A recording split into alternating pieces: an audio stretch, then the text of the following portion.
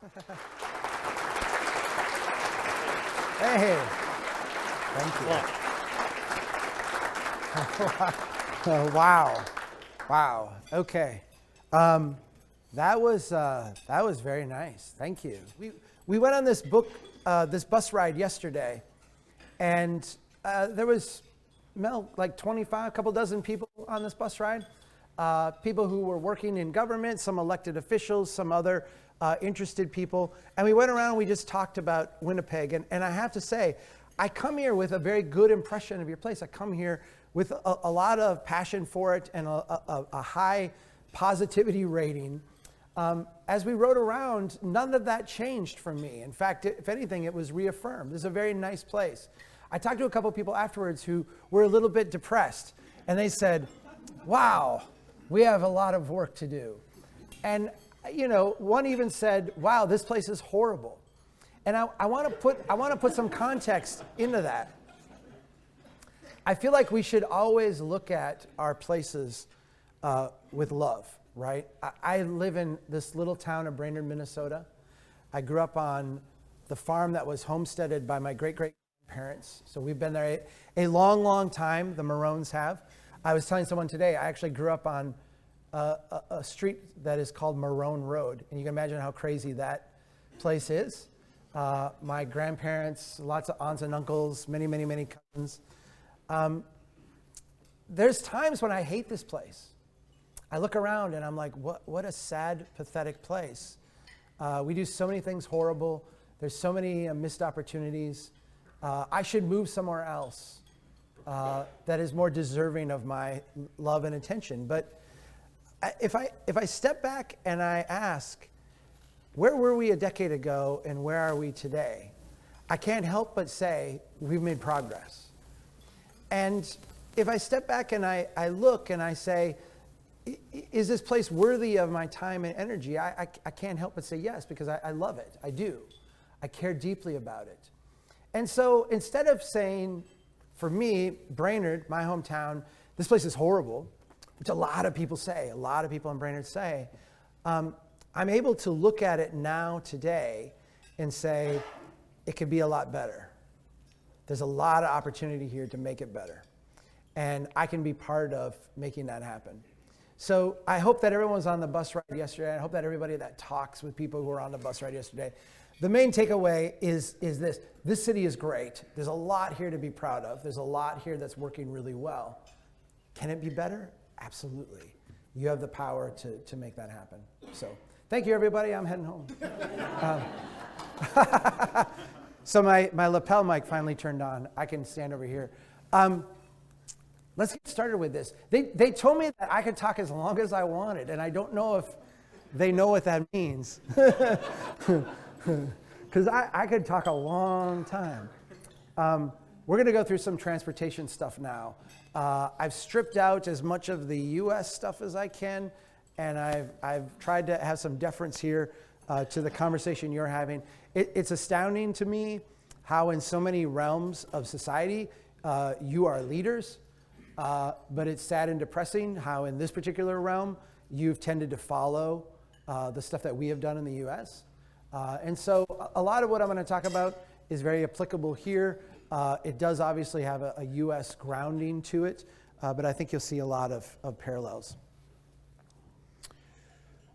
We have just gone through one of those things that I don't know how big the entry in the history book will be, but certainly all of us in our lifetimes will draw on the experience of the 2020 pandemic and our experiences living through that and what we've learned from it and what we've taken away.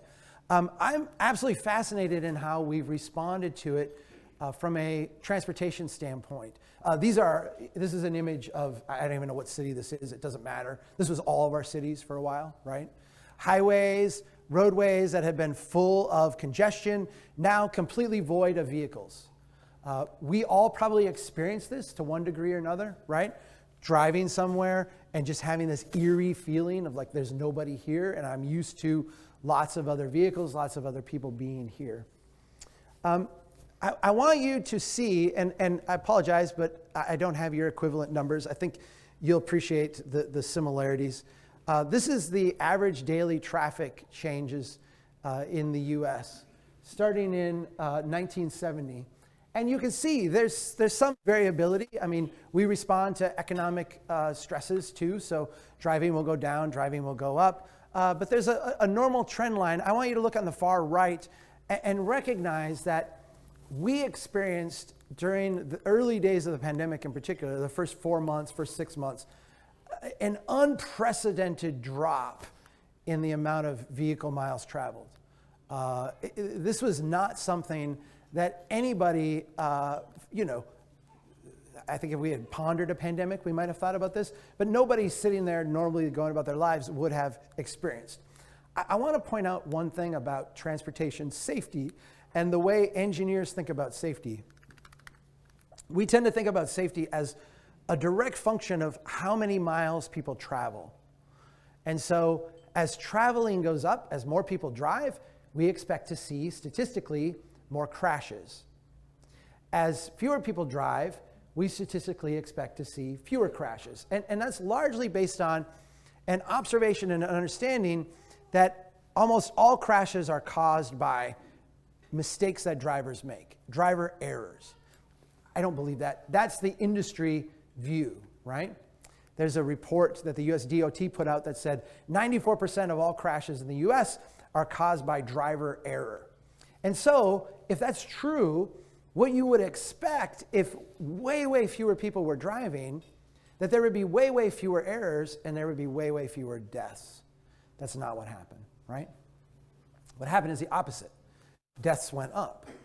We actually saw more people die on our highways in 2020 than we had seen in prior years. And in fact, the numbers have continued to go up and up and up in subsequent times. This goes against what we think we know about transportation, what we think we know about safety, what we would have predicted was going to happen when there was a collapse in miles traveled. Why did this happen? What can we learn from this? I've been really frustrated. What was that? Ban the monster trucks? Ban the monster trucks? If it was only that easy, right? I've been really, really frustrated with this. And if you've been reading our site, I tend to write now just on Mondays. If you've been reading our site for the last 6 months, you've seen a succession of articles. In fact, I've said to myself, I need to break out of this at some point because it's becoming this obsession to me. Because the response that transportation safety officials have come up with is the problem is reckless drivers. All of a sudden, humans, and let's exempt Canadians, you're humans as well, but you're a special kind of human. US citizens, people residing in the United States, have all of a sudden become maniacal, crazy people who are driving without their seatbelts, are drinking and driving, are doing all kinds of reckless things that before the pandemic they didn't do, or they did in much smaller amounts. We have suddenly become a country of reckless drivers. This has permeated the way we discuss and talk about this. In fact, if you go to like the National Transportation Safety Board and you get their reports and the things they're putting out, it all emphasizes this reckless driver narrative. Fatalities are increasing. If you look at the subtitle, risky driving behaviors, including failure to wear a seatbelt, speeding, and drinking while driving are contributing factors, right? Pedestrian deaths spike as reckless driving surges. Fatalities climb to record highs. Authorities cite anxiety levels, larger vehicles, fraying social norms. We have fraying social norms, and so people have gone out in their cars and started driving like maniacs. It's not your imagination. Drivers of the pandemic have gotten more reckless, right? And let me, as we're going through this, because I think this is, I think this is bullshit. Okay? I apologize for that vulgarity. I think this is wrong. But I want to, as we go through this, I want you to stop and anchor on your own experiences. Because where's the gentleman that I talked to today who got hit while biking last year? I mean, yeah, back here. All of us have a story of a reckless driver, right? Like, I don't have to tell you I don't have to tell you, I don't have to stand up here and convince you that drivers can be reckless, right? We all know this. And so when we see headlines like this, right? Crash deaths have surged. Here's why. It's reckless drivers. It's those horrible people that you all know, that we all know, that we've all experienced. This affirms something that, in a sense, we're already wired to believe. We're already wired to want to believe. The people around us are reckless. They don't care. They're driving like maniacs. When I'm out biking, when I'm out walking, when I'm out doing the right thing behind the wheel, there's all these maniacal, crazy people. And now the pandemic just made them worse. Here's a quote from a New York Times article. Reckless driving is, quote, a sign of the overall lack of consideration we're showing for other citizens, whether it be wearing masks or not getting vaccinated or how we drive. It's very aggressive. It's very selfish. If you want to dislike, suspect, vilify the other, however you define the other in this equation, traffic safety people are more than happy to have you do that. Again, I think this is wrong. I think it's the wrong analysis. I actually think it is self-serving for traffic safety people to have this analysis. And I'm deeply offended that this is the grounds that they're choosing to debate this on. I want to explain to you what I see is going on. And I'm going to give you an alternate theory. Here is a graph. I apologize, but engineers love graphs. And even though I'm a retired engineer now, technically, I still feel an obligation to show you at least a few graphs. This is a graph of vehicle miles traveled and vehicle deaths. And the important takeaway here, the blue line is the vehicle miles traveled in tens of billions. And don't worry about the numbers. I'm just going to tell you what this means. We're driving a lot more than we did in the past. This graph starts in the 1920s on the left. It ends in 2015. We're driving a lot more, right? The red line shows the number of people killed per mile traveled. And what this line shows is that even though we're driving a lot more, fewer people are dying per mile traveled, right? When engineers look at this chart, they feel an immense amount of pride because this chart shows the triumph of the engineering profession. And you can broaden engineers in this sense to not just include the traffic engineers, the people who are designing transportation systems, although they will take a lot of credit for this. It also includes the engineers that work on things like auto safety, seat belts, airbags, encasings in vehicles, the ways vehicles crumble when they're hit, all these other like ancillary engineering things that go along with this. What you're looking at here from an engineering standpoint is engineers say, we have figured out how to build safe streets, safe roads, safe transportation systems. Over time, we've gotten better at this. And the only thing that is keeping us from having this number reach zero is reckless people on the road, A, and B, enough public money spent so that we can, in a sense, put in enough buffers, barriers, all this stuff to make everything perfectly safe. That's the narrative takeaway. I want to show you a second chart now. And I want you to not worry about the exact numbers here. I just want you to look at the directions of the lines on this chart. Okay? Here's the second chart. This chart here is per commuter traffic delay over time.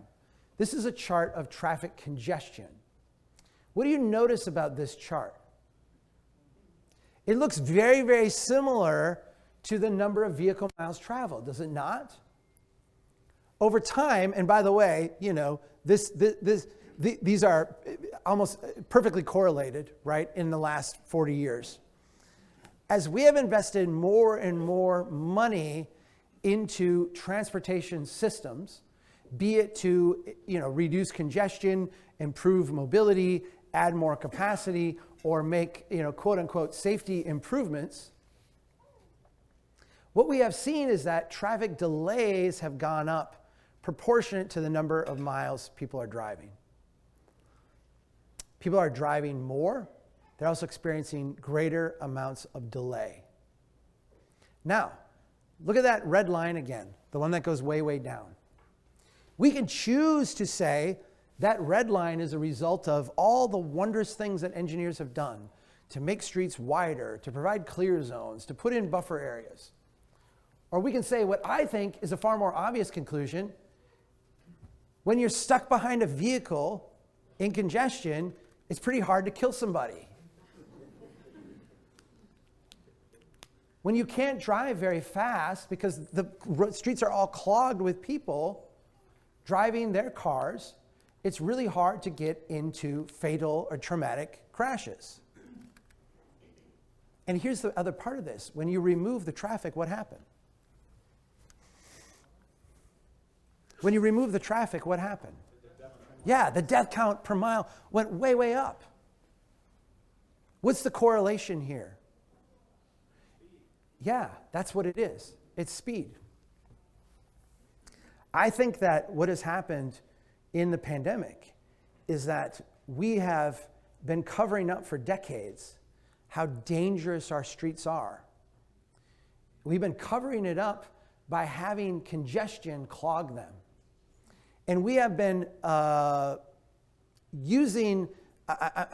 we've been interpreting the feedback of lower crashes as success for our safety measures, when the reality is we should have looked at it as failures of our mobility measures.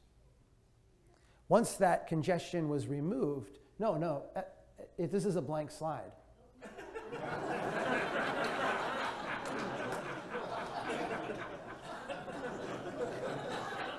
Were you freaking out? I'm a professional. I know what I'm doing.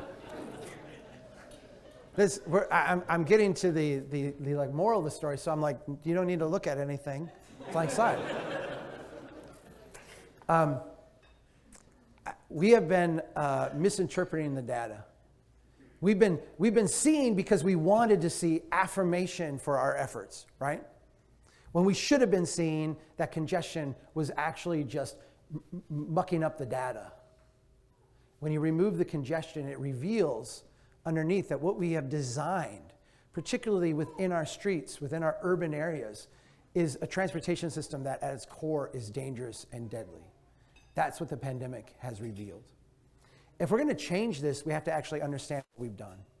And so what I want to do for a while here in this presentation is kind of back up, examine some of the fundamental assumptions of our transportation system so that we can question them and kind of re-examine them in light of this new understanding.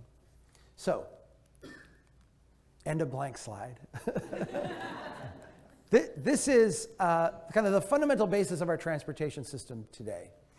This is a little drawing. It's very simple, but it represents the hierarchical road network. Many of us might not recognize this, although we intuitively grasp what it is. In a hierarchical road network, little local streets flow into collector streets flow into arterials flow into major arterials, and on, little to big, right? Like a tree. We understand this, right? I want you to think of a watershed, even one where the water flows north. Because it still works this way theoretically. Maybe on a little bit of a delay. No, think of a watershed. We all recognize how a watershed works, right? Water will run from little ditches and creeks into little streams and brooks. They'll run into small little rivers. The rivers come together. They form major rivers, come together for major tributaries. We recognize that if there is rain, or in our case, snow runoff throughout this watershed, if it is intense enough or persistent enough over a long enough period of time, all of that water in the watershed will come together and we will get a flood, right? As a civil engineer, I took Hydrology 101. This is Hydrology 101. We spent about 5 minutes on this in Hydrology 101 because it is such an obvious concept that you really don't have to spend a lot of time on it. However, For some reason, when we finish Hydrology 101 and we walk across the hallway to Traffic 101, the dynamics of the system become completely foreign to us. The idea that we would have little coming into big, and we would have, a little bit of action out on the periphery, and all of this would come together cumulatively to form a flood is somehow baffling to us. Somehow we don't understand how this causes immense amounts of congestion. Step back and look at this system. If I asked you, design a transportation system to create the maximum amount of congestion possible, this is what it would look like. We would take everybody who could get in a vehicle, we would put them in a vehicle at the same time, we would run them to the same spot every day at the same time, and literally manufacture congestion. This is why congestion is a ubiquitous condition of North American development patterns, right? You can go to any city of any size and they have a rush hour. They have a period of peak congestion. In Winnipeg, do you have huge amounts of congestion at peak times? Yes. You can go to major cities and you see this as a defining feature. You can go to my little hometown of Brainerd, Minnesota, and we have, for a period of time, ridiculous amounts of congestion. If you go to the traffic light in the middle of town at 7:50 a.m. and you talk to someone who's sitting there at the red light and say, how's traffic today? How's congestion? They'll say, oh, it's overwhelming. It's horrible. We've got to do something about it. And then 15 minutes later, there will be no vehicles on the road. Our rush hour lasts about 10 minutes. But everybody experiences this because the nature of this design demands that we create the maximum amount of congestion possible every day in every single community.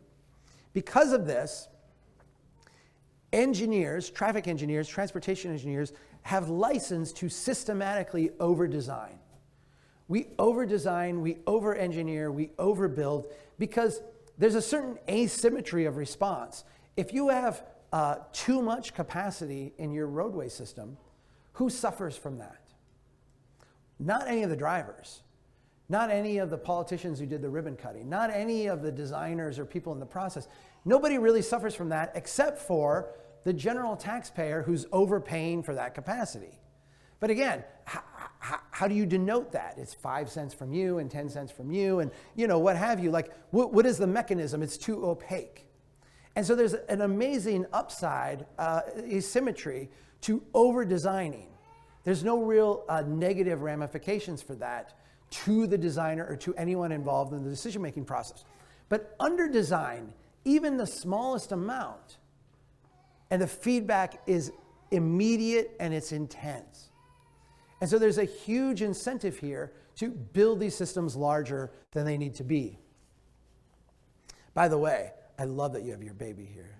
It's very sweet, and don't feel at all like you need to depart or leave or anything. You do it as comfortable for you, but I am really happy. Overlaid with this concept of over-design is this notion called forgiving design. And for those of you who are transportation people in this room, you may not have heard of this term, forgiving design. We've tended to drop the forgiving part of it and just call it design. This is the way we build things. But the term forgiving is very important because it ties into what I think is one of the greatest insights of the transportation engineering profession. That being that we have the capacity to forgive mistakes that drivers routinely make. If you go back to the early days of the automobile, what you saw is that we used to operate motor vehicles on paths that were designed for carts, horse and buggy, right? Think about driving your horse and buggy to a destination. If you were driving along and you came up to a big tree or a big rock or a big gully, what would you do? You would just go around it, right? Not a big deal. No one would ever take the time to clear that obstacle out of the way, smooth out that roadway. You were going 4 or 5 miles an hour in a wagon. Like, why did you need that? But when we went out in the early days of the automobile and we put high performance surfaces down, we threw gravel down, sometimes we put a little bit of asphalt, what have you down. And people would drive a high performance vehicle, and by high performance I mean something that would go 15, 20, 25 miles an hour. What happened was they would come up to these obstacles that were formerly not a problem, and they would crash into them. They would run into them. If you look at that chart, remember that chart I showed you where it said the death per mile traveled? Back in the 1920s, 1930s, that was astronomical. The level of carnage on our early roadway systems is almost unfathomable. In fact, if we had the same death rate per mile traveled today that we had in 1935, instead of 42,000 people dying in the United States last year, it would have been over 500,000 people dying in the US last year. That difference is because of forgiving design. And what engineers did, and again, I think this is genius, I think it's brilliant, I think it's a deep insight, is they looked at the transportation network and they said, we can see that drivers, AKA human beings, are going to make mistakes. And because they make mistakes, things are going to happen. And we can, in our design, forgive those mistakes. We can accommodate them and design into our systems ways of making sure that those mistakes don't result in horrific crashes, don't result in trauma, don't result in death and injury. Let me show you exactly what I'm talking about, because this is actually very simple. Here's a 2-lane road, traffic going in each direction. As an engineer, I look at this and I understand that drivers are going to make mistakes. Drivers are going to look down and change the radio. They're going to be distracted by the baby crying in the back seat. They're going to have something that comes up. And because of that, when they're driving, they're going to swerve a little bit. They're going to float a little bit. If they're floating in their lane, we don't want them to go across the center line and hit an oncoming vehicle. And so what do? We forgive that mistake by giving them a little bit of room. We widen out the lanes. We give them a little bit more room to move. Now, we understand that even when we give drivers a little bit of room to move, sometimes there will be an obstacle in the roadway. Sometimes they'll lose control completely. Sometimes they'll need to get over on the edge, what have you.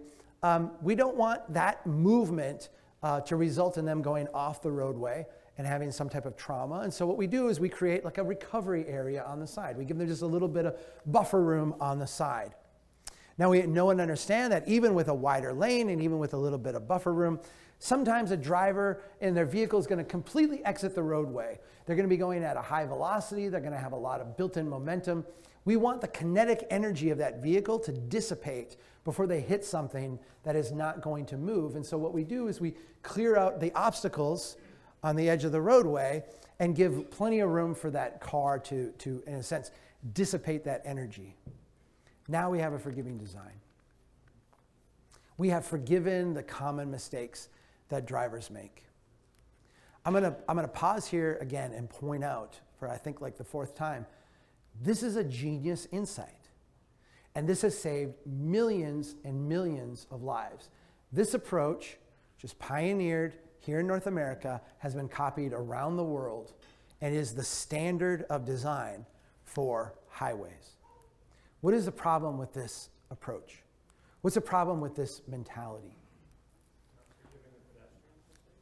Well, this works great on the open road where there's no humans outside of a vehicle, where there's nobody walking, where there's nobody biking.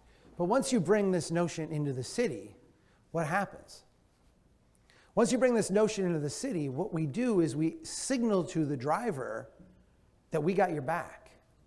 We signal to the driver that we've built in all this compensation for mistakes that you might make. We've actually created lots of buffer room for you. We have designed and planned this for your high performance and comfort. And what happens is that drivers get the wrong signal and they drive faster. They respond to the added capacity we give them by speeding up. That is also a very human response. There's a book called The Manual on Uniform Traffic Control Devices. There is a Canadian version of this exact same book. I have not looked at yours. It's like 1,000 pages. I don't really care to look at it. But it's put together by the same group that puts ours together, so I assume that they just went through and converted things to metric and called it a day. Which, by the way, let me just point out something. This is a tangent. I should have a dark screen for this. I don't want to distract you all, but there's this, I'll say that as a US citizen, as an engineer, there's a certain group of American theoretical people who believe that we should convert to the metric system because that's what all very smart and sophisticated people do. And you know, I come up here and you are all very smart and sophisticated, and I say, I understand this. I understand, I get it. But if we're talking about like, you know, I buy a gallon of milk, instead I'm gonna buy a liter of milk or 2 liters, like I'm fine with that, like that's cool, I don't really care. But everything in the US is measured out in feet. Like everything. In Minnesota once, we went to metric, like overnight. We're like, we're gonna lead the country, we're very smart, we're gonna go to metric. And I watched, because every like an acre is 40,005, I can't remember how many square feet it is. It's a certain amount. That was based on like rods and all these like old surveying techniques. None of this converts to metric really well. None of it does. So you wind up with like, you know, if I said like the street width is 12 feet or it's 3.426 meters, you would watch these contractors out there trying to like measure this stuff out. It's 12 feet, right? That's like really easy. And you're out there with a metric ruler trying to like, it was a disaster. So anyway, when you go across the border and we change all this stuff and it's very weird to you, understand that like we inherited this whack system from the same people you inherited it from. I don't know why you changed or how you changed or what you did. I'm very proud of you. We will never change. And that's okay, because we drive these roads and I understand what 55 miles an hour means, right? This is our book, The Manual of Uniform Traffic Control Devices. And I've heard engineers call this like the Bible, you know, of traffic engineering. This is the manual that tells us if it's okay to put in a traffic signal, if it's okay to do this or that, like where we should do things. It's the manual that is used to design essentially every street and road in the US. If you go to this manual and you say, I want to discern the difference between designing a highway and designing a local street, if you look up the definition of the street, it literally says street, see highway. It literally says there is no difference between designing a local street and a highway between places, right? This is a huge blind spot in the engineering profession. It winds up then where we have streets that have a design speed, an enforced speed that is much, much lower, and or a theoretically enforced speed or a marked speed, and then an actual speed of traffic that is somewhere in between. In the US, it's very common to have a design speed of 60 miles an hour on a street that is regulated for 30 miles an hour, half of the design speed, where people routinely go 45, which is an absolute deadly, deadly speed to be driving. This, from an engineer standpoint, by overbuilding and over-designing and having a higher design speed, you are creating an extra safety buffer for people driving. You're giving them more room, more lane width, more recovery area, more clear zone. You're creating more buffer. But in an urban area, what you do is you encourage people then to drive faster. They respond to the design by speeding up. And when you speed up on a highway,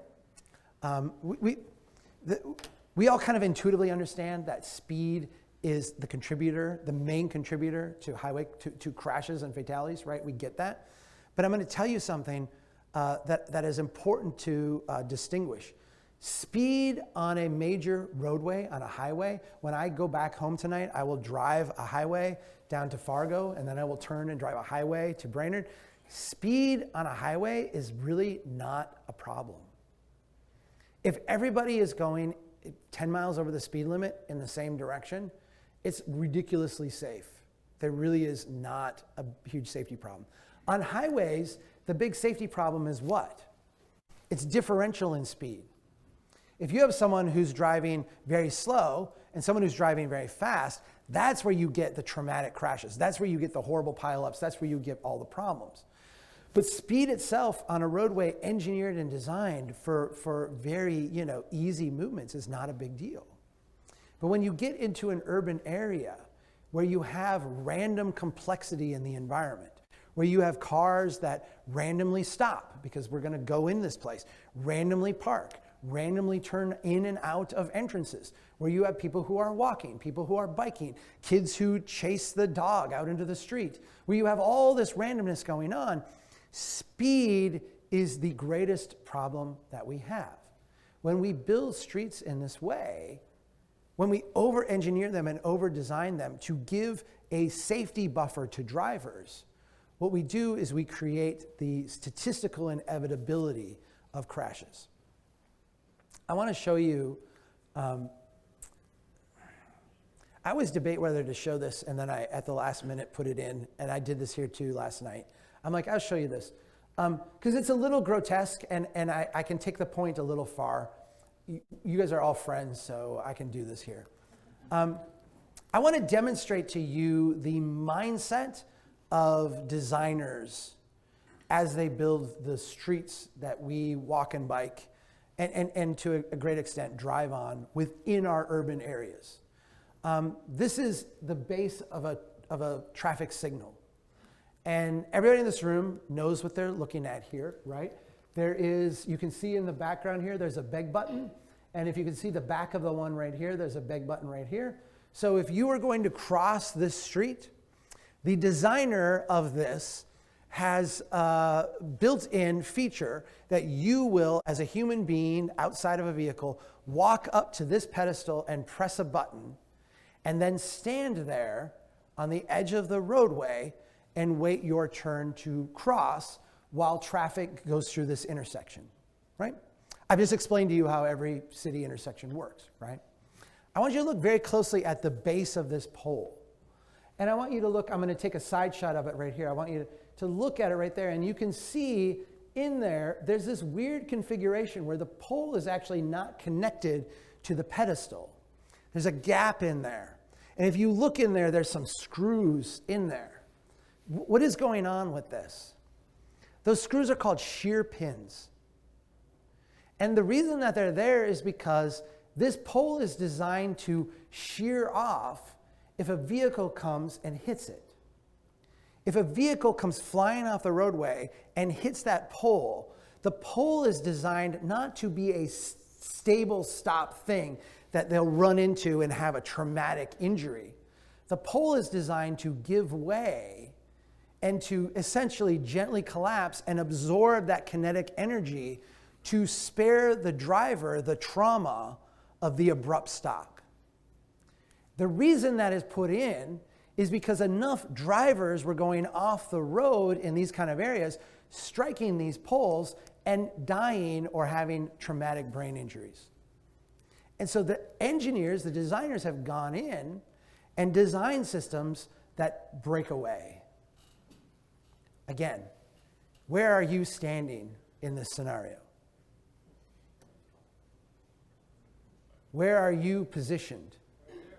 And not just like where are you positioned theoretically, where does the same person who designs the breakaway nature of that pole, the same person who acknowledges that vehicles are going to be traveling at such high speeds and experience such trauma if they hit this pole, the same person who goes through that process to design that has also gone through a process to put you right there at the same time. What does that say about the system? Right? There's a term that lawyers use for gross negligence. And gross negligence, in a legal definition in the US, means a conscious indifference to the safety of others. We have acknowledged, and we're very sensitive to, as designers, the trauma that the driver will suffer by hitting the pole. We are consciously indifferent. We have made an intentional decision to be indifferent to the trauma suffered by the person standing at the pole where we expect them to be. This is backward. And it's a complete reversal of what we know and what I think the great insights of the transportation profession are. There's a book called Thinking Fast and Slow. It's actually Thinking, Fast and Slow by a cognitive psychologist named Daniel Kahneman. I put together a list of the 5 books that every Strong Towns advocate should read. The original Green is on that list. Hazel's brother wrote one of the greatest books I've ever read on urban, on green building and the like. This book is also on the list, Thinking Fast and Slow. I'll summarize it for you. Humans are slightly evolved chimpanzees. The way our brain works, the way our brains function, we believe that we are thoughtful, rational human beings who go about our day making deliberative decisions about everything from what we wear to what we eat to what we buy, what have you.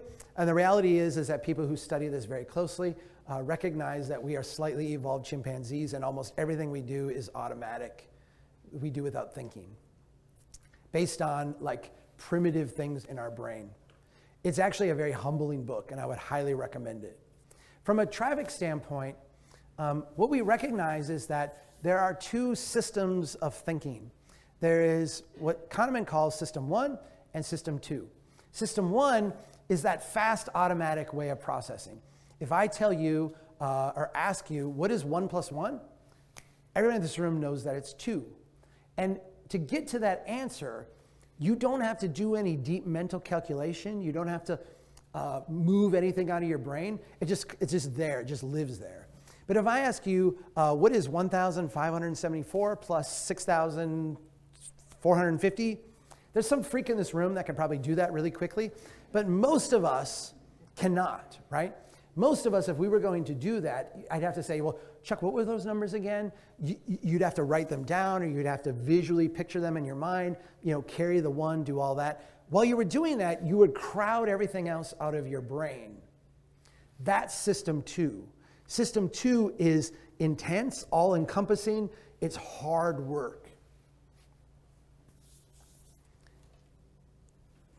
I'm going to say this now. I'm going to say this provocatively because I want you to hear this, because it's activists that struggle with this the most. Driving is a System 1 activity.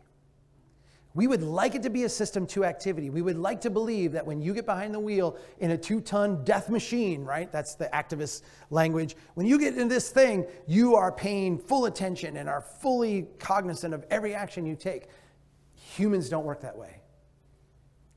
Driving is a System 1 activity. It's something we do passively with our brains. And if you doubt me, I want to point out to you that you are a reckless driver. Remember the reckless driver narrative at the beginning? Everybody in this room is a reckless driver. I'm gonna ask a question. How many of you have ever been driving along? Just driving along. You're not driving crazy. You're not in a hurry. You're not trying to get somewhere. You're not pushing any boundaries. You're just driving along, and you see a police officer on the side of the road. What is the first thing you do? Yeah, you either step on the brakes or you look at the speedometer. How fast am I going? Why do you do that? Right, because you're a reckless driver. There's a very good chance, there's a very decent and real chance that you are speeding, right? How many of you, when you drive, think about the conversation you just had with your spouse or your coworker? How many of you feel comfortable listening to a song on the radio, maybe even singing along, right?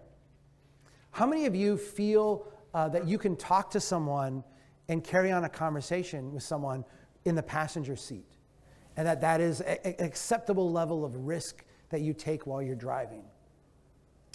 You feel comfortable doing all those things. And the reason you feel comfortable doing all those things is because your brain is not forced into System 2 in order to drive. You can sit comfortably in System 1 and go 1 plus 1 is 2. 2 plus 2 is 4. 4 plus 4 is 8. You don't have to use your brain. You can just do it easily, and that frees your brain up to do other things. And if you want to understand this deeply, there's a little experiment you can do. Take note of the next time you're driving with someone and they do something like pull into a parking lot or pull into a busy intersection or reach some moment where there's some confusion in the traffic stream. Take note of what happens. Your conversation stops. And it doesn't stop by them saying, hey, stop, I have to focus here. It stops on both sides. Everybody stops. And the reason everybody stops is because everybody knows the person driving is no longer listening. They're focused now. They've shifted over to system 2. Driving is a system 1 activity. Here's the implications of that. People are going to drive the speed they feel comfortable driving, regardless of any other factor. Regardless of any sign we put out, regardless of any public information campaign, regardless of anything else we do, drivers in their natural state are going to drive the speed they feel comfortable driving. That doesn't make them reckless. That doesn't make them deviant. That doesn't make them evil. That makes them human.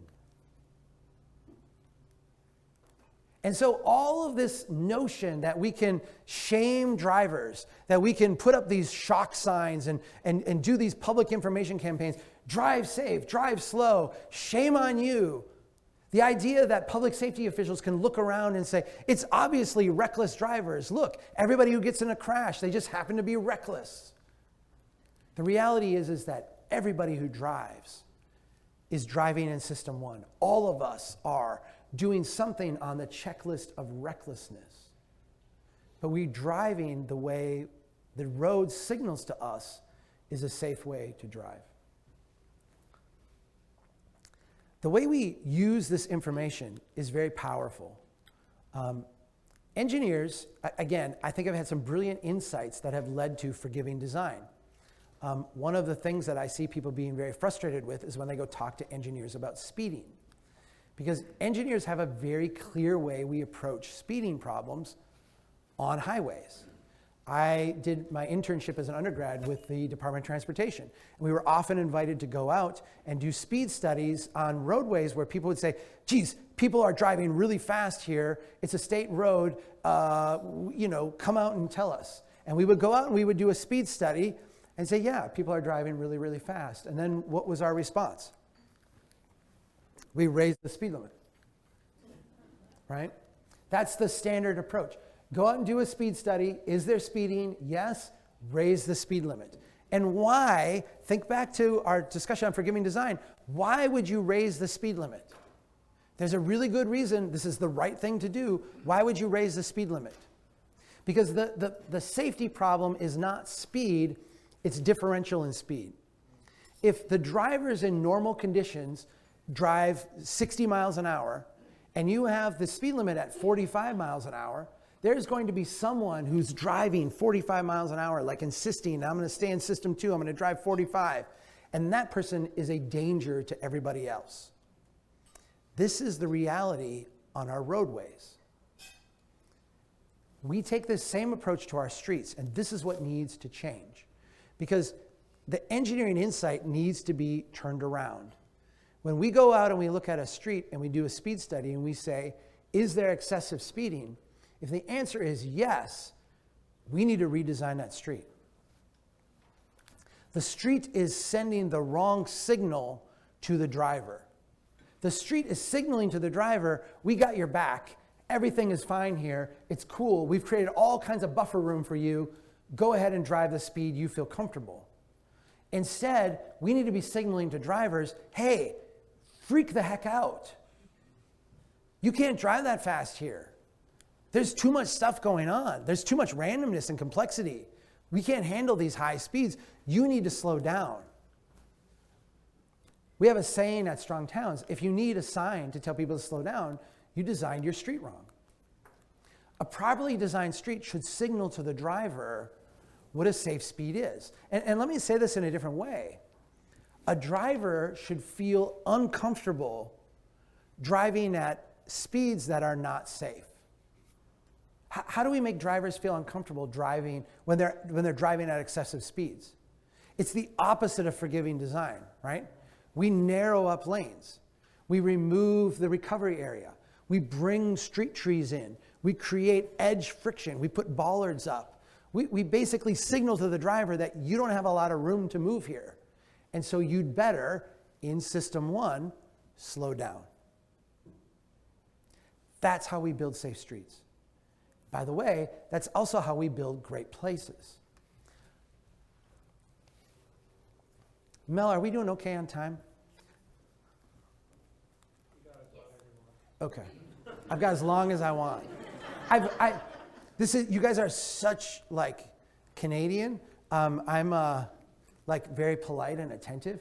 I found myself elaborating more than I usually do. I usually go through this really fast. I'll try to speed up here in the second part. This is a standard kind of chart you see in engineering manuals.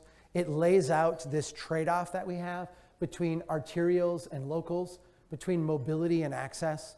Mobility, a human, non-engineer would think is like your capacity to get through a place. Access is your capacity to actually build a place. So what this chart is suggesting is that on arterials, it's really about moving traffic. On locals, it's really about land access. There's this magic place in the middle where we can have both a place and get through a place. You can have your metaphorical cake and eat it too. I wanted to point out a couple things about this chart.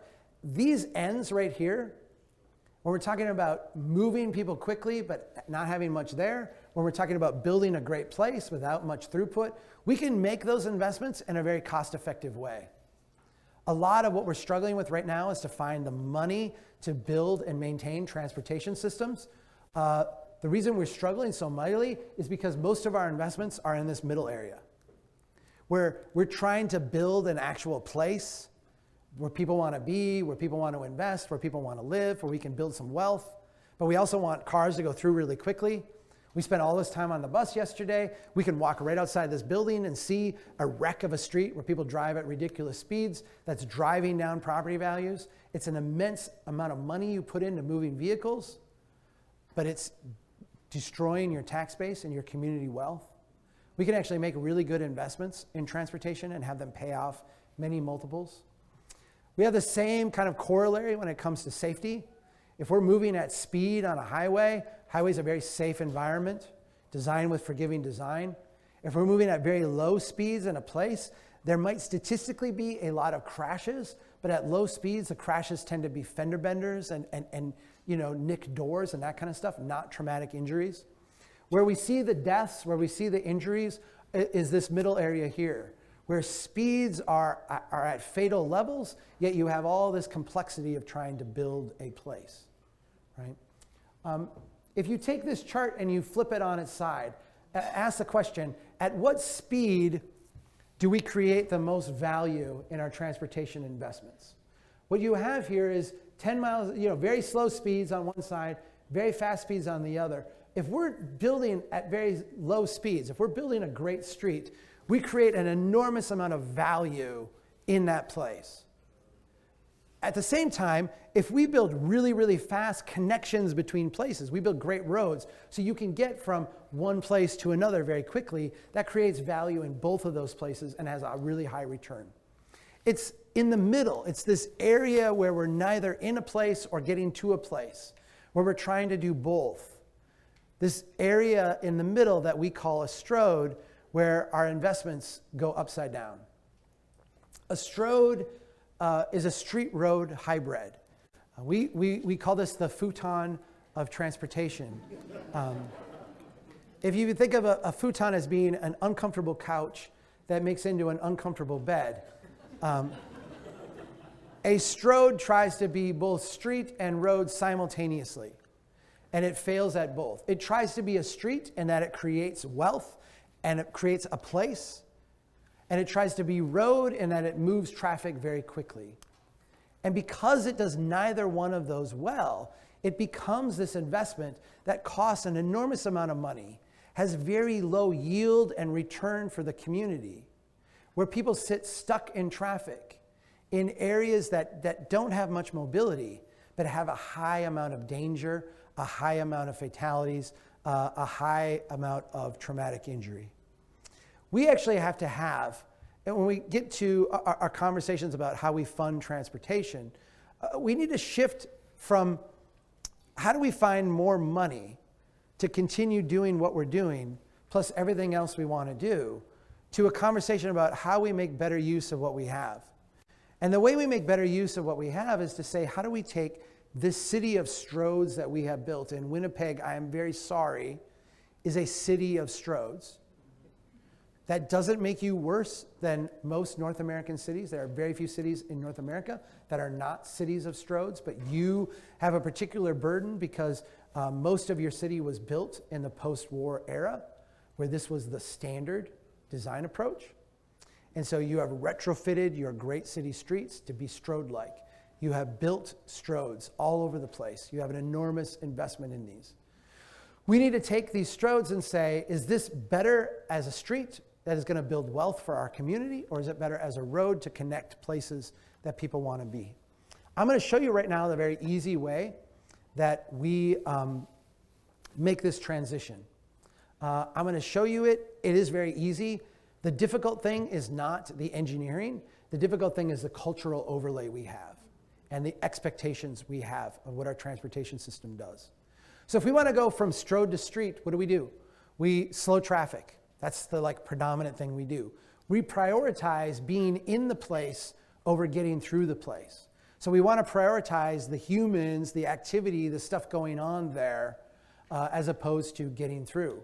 If we're going to build wealth in a neighborhood, we have to actually build wealth. So we have to have the land use codes and the regulations, all the other things in place so that people can invest in neighborhoods and build stuff up, thicken stuff up, actually add wealth and value and prosperity.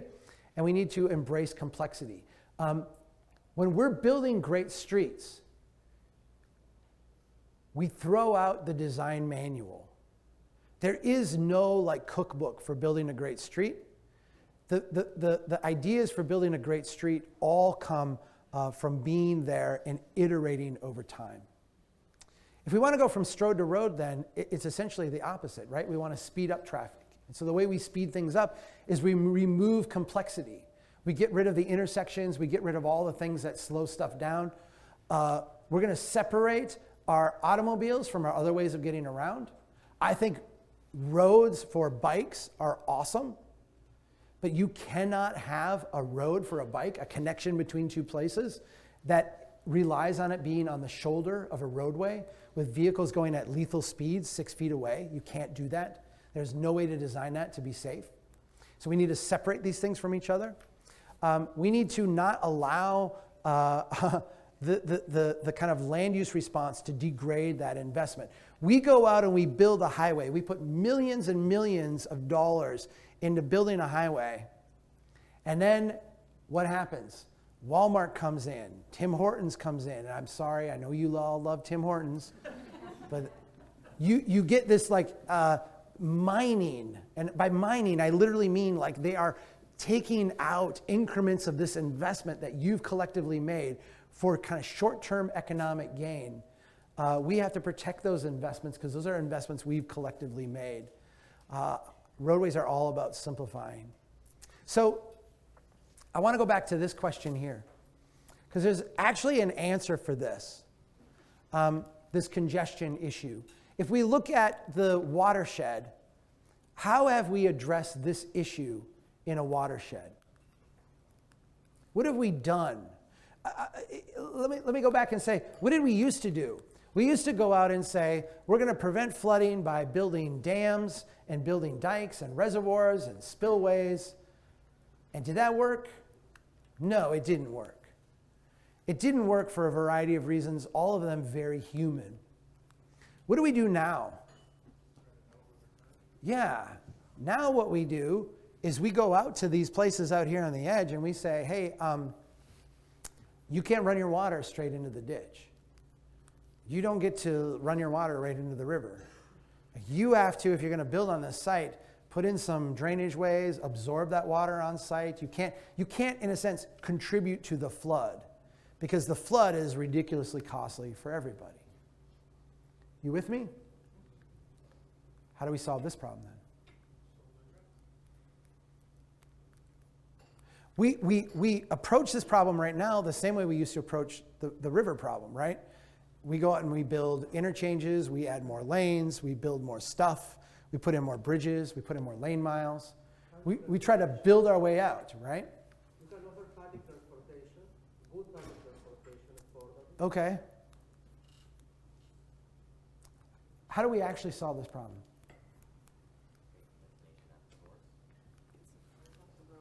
We retained the trips at the site where they originate. We build neighborhoods. We build corner stores. We build sidewalks and bike lanes. We give people local alternatives to that longer trip.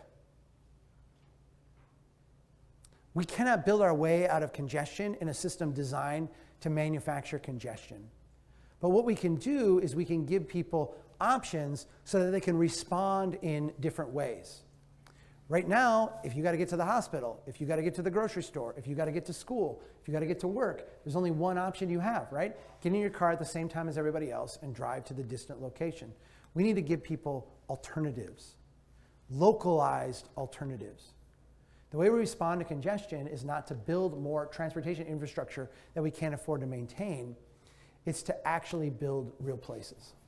I'm going to skip through this about building real places, and I want to get to this because I want to get to your questions. There's one last notion I want to share with you, and this goes to what happens after you're done here and your discourse locally continues. When engineers design transportation systems, there's a certain process that we use to do that. The process begins with a question about what is the design speed. We will then look and say, what is the volume of traffic we are expected to handle? Given that speed and that volume, we will then open up the design manual and say, what does the charts and the ratios say is the proper design? And then how much is this going to cost?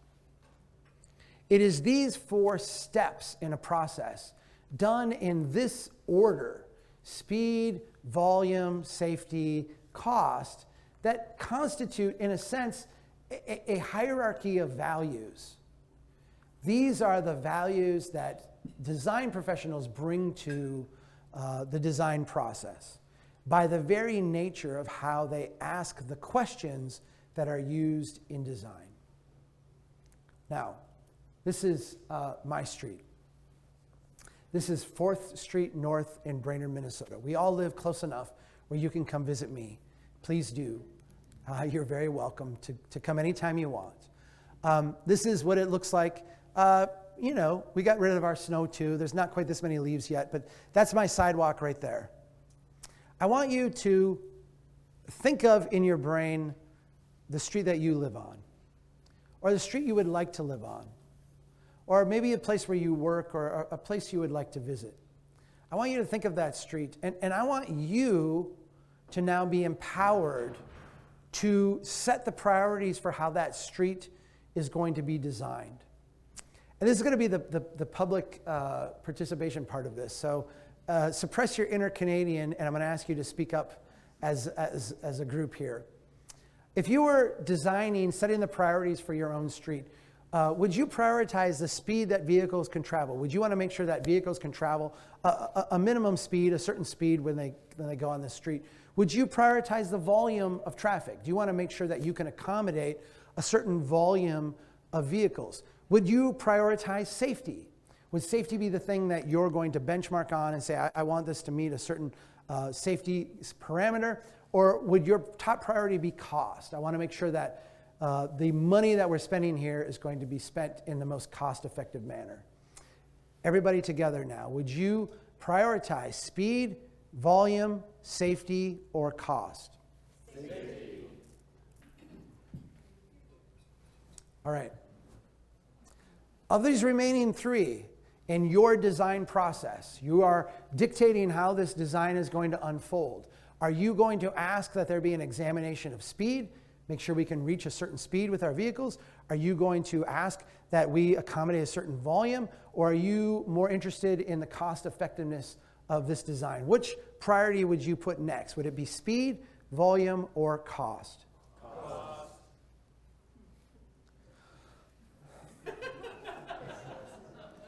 I can't change these as we go, so.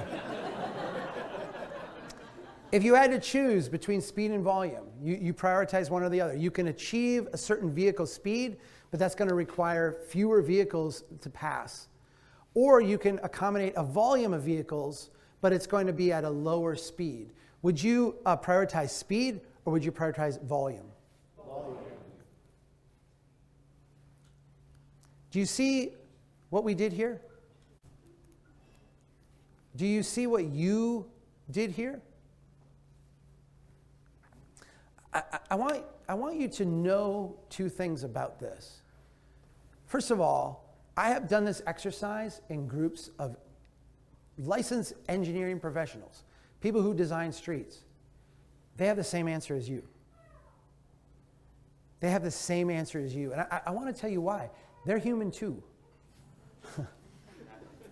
They actually care very deeply, right?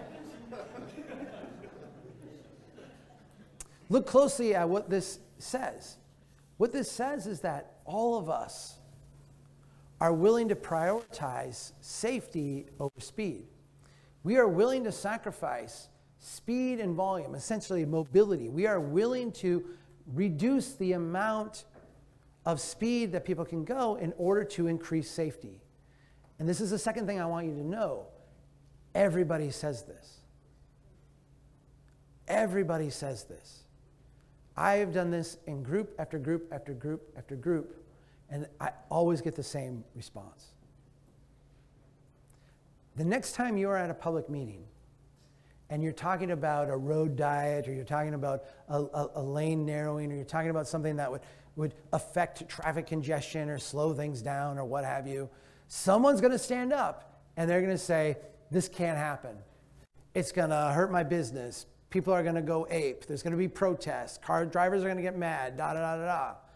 And that person is going to carry a lot of weight because you all disagree, but you all believe that everybody else agrees with them. And I want you to have the confidence to know that that is not true. When you stand up and say, no, you're wrong, a humane society, a good design, a design that's focused on building wealth in our neighborhoods, creating great places, that design focuses on safety, not speed. Know that the person next to you, the person next to them, the person sitting in front of you, behind you, all agree with you. You're not alone in this. And sometimes it feels like we're alone. It feels like we're fighting this big machine. It feels like this, like the rule book is written this way. All the professionals have this code. They come in and they say these things and like we're powerless. Everybody agrees with you. Stand up and make this case and you will win because you are absolutely not alone. There's this idea of complete streets. And I've tried to speak very nicely of complete streets because I think that it comes from a very good place. It comes from a place of recognizing that the way we have built our streets historically is despotic to people who are not in an automobile. And I recognize what we're trying to do here. What we're trying to do here is graft humanity onto an inhumane system. I know you guys have copied some of this. I know there's a Complete Streets movement here in Canada. To me, Complete Streets feels very American, very like separate but equal, right? It's got a certain vibe, I think jives with our culture, south of you. I often look at this and think of like Oprah. If you've ever seen Oprah, there's this meme of her where she's like, you know, you get a car and you get a car and you get a car. There's a certain thing about Complete Streets that is like, you get a lane and you get a lane and you get a lane. You want a bike? Here's a lane for you. You want to walk? Here's a lane for you. You want to drive 50? Here's a lane for you. Everybody gets something and nobody has to compromise.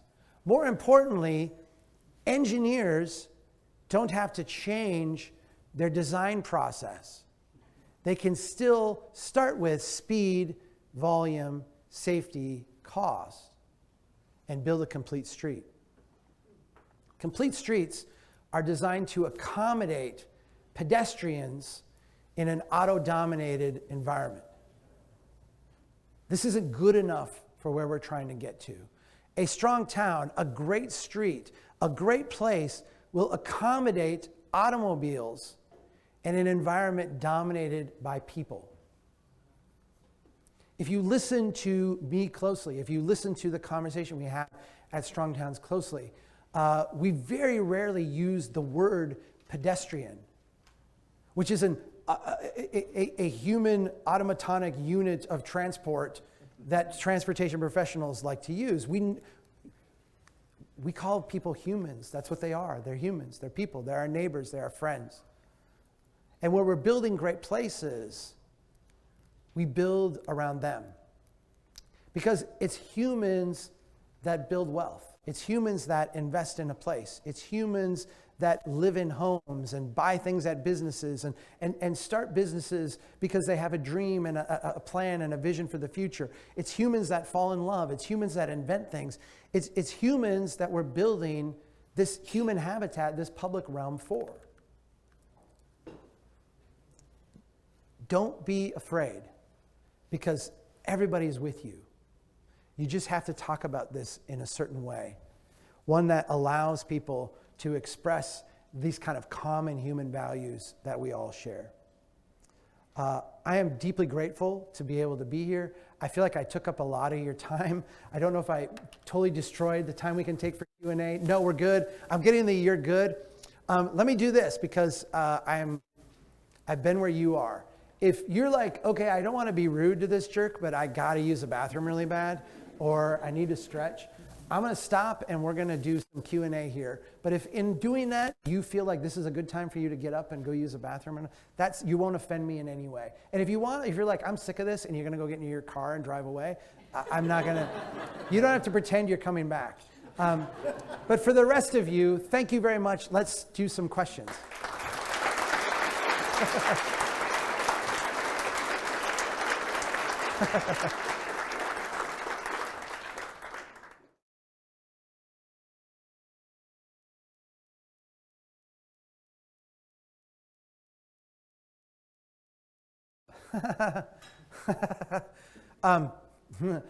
Let's not confuse what I was sharing with you.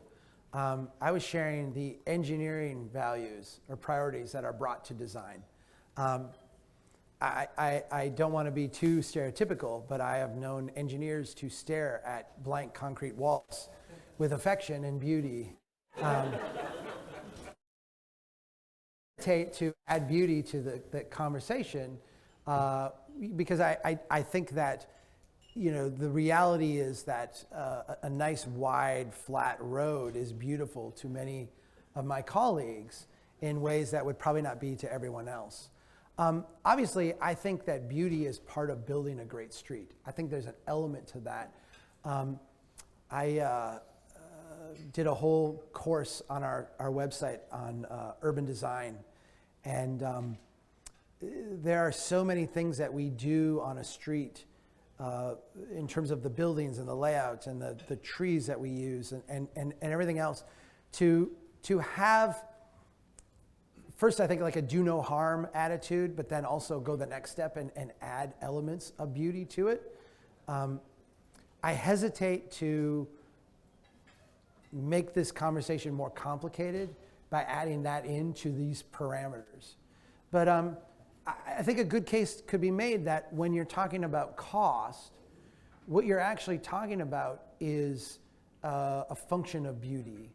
I know that's not the way most artists like to think about it, but the reality is, and let me say it this way, there's a great book called Cognitive Architecture.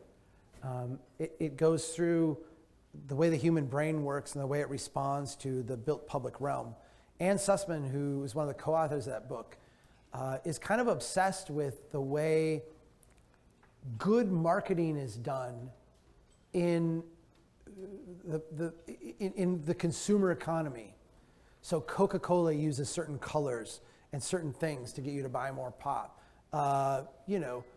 Tim Hortons has a certain veneer or whatever to get you buy more donut holes or whatever they sell. I'm sorry, I don't like Tim Hortons. I just want to say that again.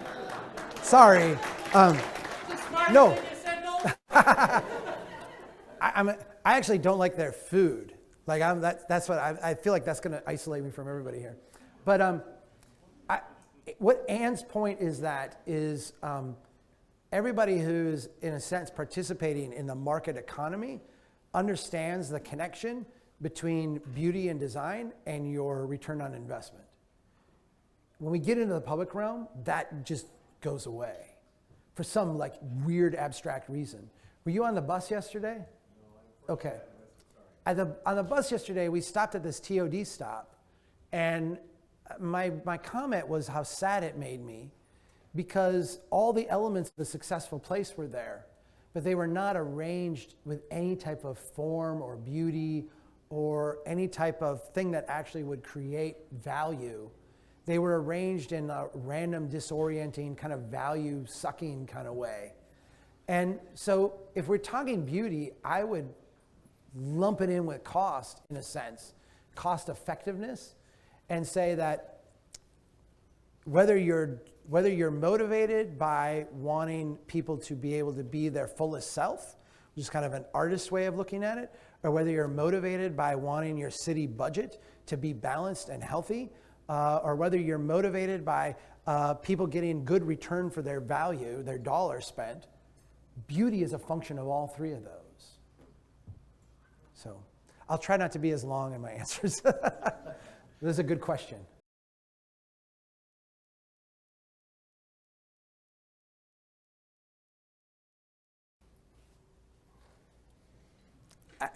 I don't know. I mean, there's all kinds of like libertarian ideas about, pay per mile and all this. I'm not a big fan. I mean, I'm like, to me, that's not the free rider problem is like the least of our problems. If you look at like our transportation system, the free rider problem is dwarfed by the problem of just the money goes to build new stuff while the stuff we have falls apart.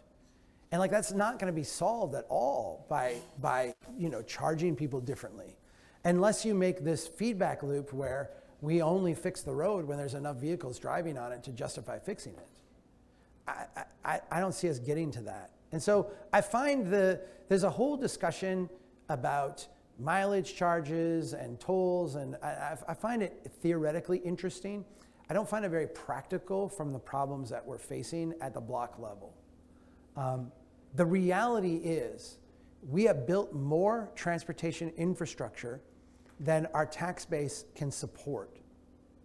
Because of that reality, 20 years from now, we will have fewer lane miles in conditions that we would consider acceptable than we have today. We will have less transportation infrastructure.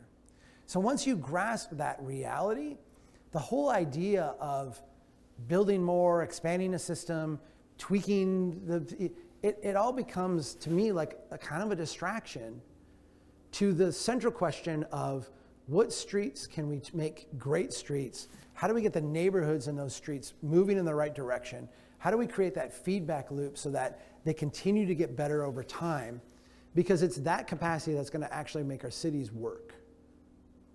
I think transportation, right now, if you say, like, what's the most important issue in local government? In every place, like, transportation is one of the top three. Success looks like that being out of the top 10 2 decades from now. It shouldn't be. We're done building this stuff. Now we just need to make better use of it, right?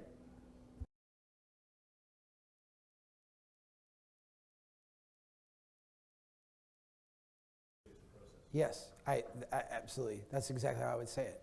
So, and excuse the military analogy. I've studied a lot of military history. It's actually fascinating. if you look at a military conquering ground, there's a certain like reckless kinetic energy that goes into that. And I would equate that reckless kinetic energy with, both the Canadians and US coming out of World War II in terms of our transportation systems. We were going out and we were just conquering ground, right? We were just building. And you look at your city and you were just like conquering ground, right? Just like build a new highway, build a new interchange, bring in more land, build up this, build up that. And it was all about conquering ground in the same way that a military, when they're on a campaign, goes and conquers ground. But once you conquer something, once you claim something, that's when like all the hard stuff happens, right? And what happens is that you get rid of the shock troops on the front line and you bring in people who are like social workers.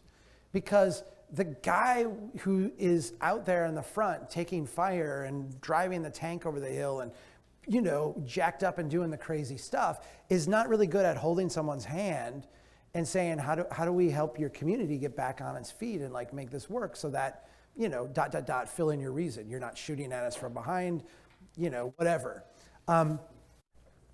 Militaries work this way. And it's hard for us to kind of fathom because you think of a military as something that is very violent and is out there doing, these very kind of violent, almost gizmo kind of things. But the reality is there's this deep sensitivity to it once that initial engagement is through. I look at our streets, our public works departments, and I see the same need to shift from a mindset of conquering ground, a mindset of, accomplishing, building, like gaining space, to one that says, all right, now we've done that. We're done with that. We've conquered all the ground we're going to have. And now we need to fortify it. We need to have it work. We need people not shooting us from behind. We need to hold people's hands and figure out how we make this neighborhood work. And that's a completely different, we can talk about a completely different process, or as you would say, process, right? We can talk about a completely different process, or we can just acknowledge that it's actually a different mindset. And so the way that street design should work is that street design is 80%, 90% non-technical. And like the last little bit is what type of bituminous asphalt should we use? Where's the drainage going to go? Where, that kind of stuff, which we need engineers for. But we don't need engineers to tell us what is the function of this. That's what we need: social workers, conflict resolution people, a different mindset to say, how do we actually fortify this street and make good use of it? Was that a tortured analogy? Did that make sense? I feel like the practice of engineering literally comes out, as it's practiced in the traffic realm, comes out of World War II and Corps of Engineers, and this idea that if we create standards and silos and hierarchies and mobilize, we can conquer a lot of ground. And these people are heroes. I mean, they're out doing like heroic things. That's what we did after World War II. We did that for like 3 decades. We got done with it. We finished what we were going to build. And then we're like, we got all this stuff. We might as well conquer this ground too. We got this program and an employee. We might as well conquer that ground too. And it's like taken on a life of its own. It's time to wind it down, shift the process, put different emphasis on what we're doing, because we're actually doing something very different.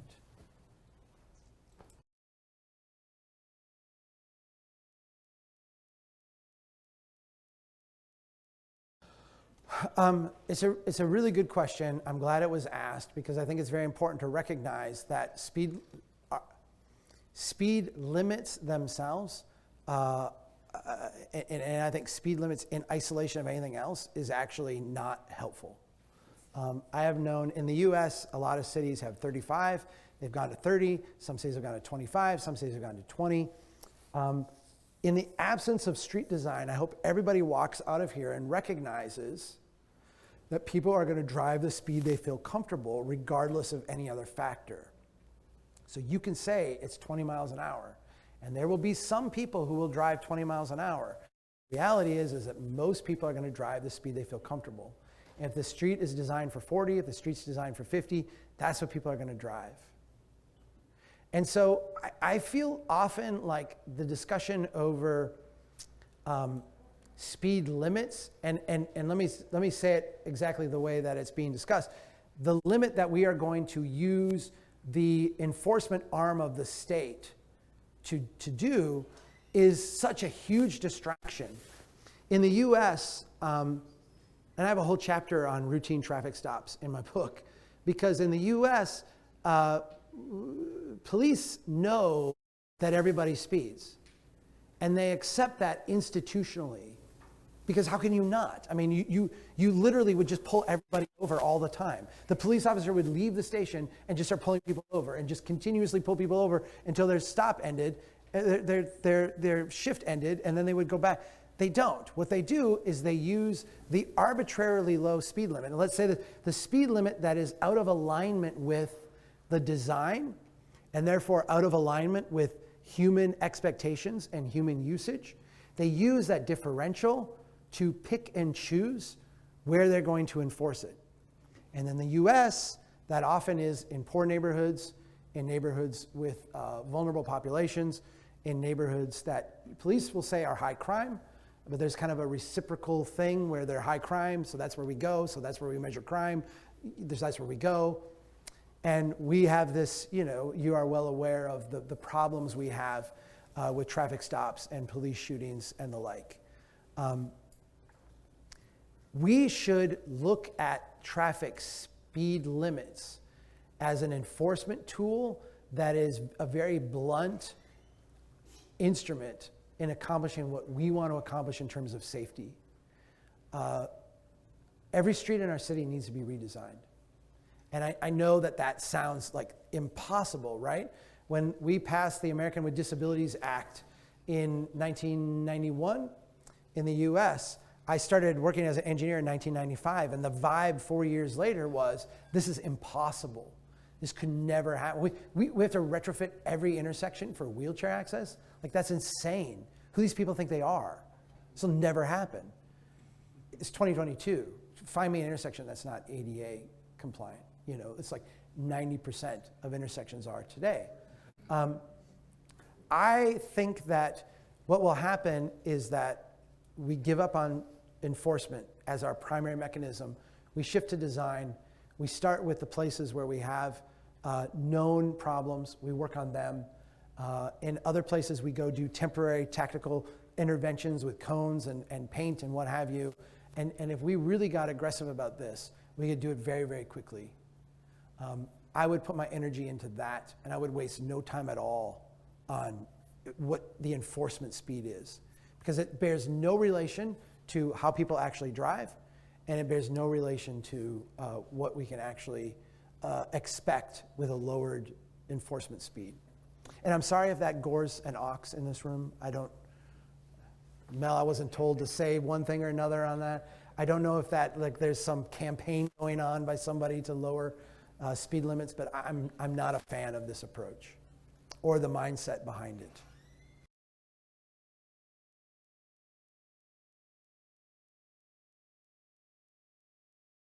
You said a bunch of things there that, I would, I'd react to, because one of the things you said was there's this internal need or this feeling that we have to compete with the surrounding suburbs. That's Winnipeg. And stop that.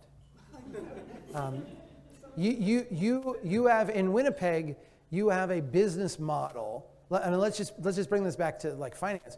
You have a operating business model that is very different than a suburb. And if you are trying to compete with them on their grounds, this is where you get the commuter mentality, you get we got to build more parking, you get all the things that are wrecking your city. Stop. If you have that mindset internally that we have to compete with them, they have a business model that is insolvent, bankrupt, and that is going to put them out of business. Why you would adopt their business model, I have no clue. Stop doing it. Stop doing it. So on the face of it, the underlying kind of insight or assumption of your question, I feel like I would take issue with that. But you said, how do we operationalize a new approach, right? And again, I'm going to plead a little bit ignorant in that I have long been outside of bureaucracies, and I've done that intentionally because I don't function well inside of them. That being said, the places that I have seen do this the best are places that start with teams and use a team approach to kind of set a new standard. So we're not going to completely redo our engineering department. We're not going to completely reorganize our process, but we've got this one street over here where someone's got a really cool project and there's a lot of momentum. What we're going to do is create a team to work on this project. And we're going to protect it. It's going to be a little bit separate. And we're going to let them go out and we're going to have it run by a social worker, and we're going to let the engineer comment and other people comment, and we're going to really do deep public engagement. Don't let the planners run it because they love process, and we want engagement. We don't want process. There's a big difference. And we come through and we get something, and then we hold it up and we're like, this really worked. What we should do is we should take and expand this team. Maybe we make 2 teams. Maybe we make 4 teams. We should do this in more places. In other words, you're prototyping to some type of success. The way you shift bureaucracies, the way that I have seen local bureaucracies shift best, is not by going in from the top down and trying to reform them, but by starting different things and allowing that to grow while the old stuff fades out. And that is as tactical as I get within the workings